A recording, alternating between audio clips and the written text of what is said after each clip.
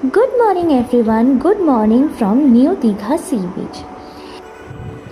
এক cup coffee আর সামনে একটা অসাধারণ সানরাইজের সাথে শুরু করলাম আজকে আমাদের দিন। দীঘায় আসবো আর এই সুন্দর সানরাইজের সাক্ষী হব না তা তো হতেই পারে না।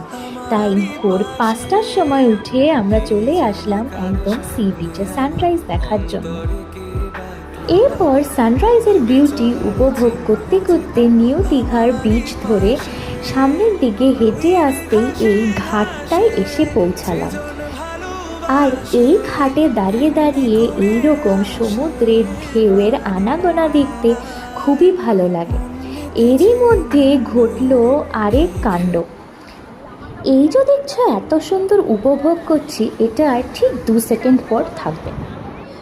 একটা বিশাল বড় ঢেউ এসে আমাদেরকে তো ভিজিয়েছেই, সাথে আমার ফোনের ক্যামেরা সাথে ফোন পুরো ভিজিয়ে দিয়েছিল। মনে হচ্ছিল এই কদিন আগে নেওয়া এই নতুন ফোনটা গেল মনে হয়। যাই হোক, কিন্তু ভগবানের কৃপায় কিছু হয়। নিউ দীঘা সি বিচটা খুবই সুন্দর করে বাঁধানো, আর এখানে বসে সকালে সানরাইজ দেখতে খুব ভাল লাগে। আর বিচের অপোজিটেই আছে এরকম সুন্দর একটি পার্ক বাঁধানো। এই হচ্ছে আমার দাদা আর এই হচ্ছে আমার বাবা। আমরা জানো তো সেই ছোট্টবেলা থেকে এই দাদা আর বাবারা সবাই একসাথে ঘুরি। একা একা ঘুরতে আমাদের কখনোই ভালো লাগে না।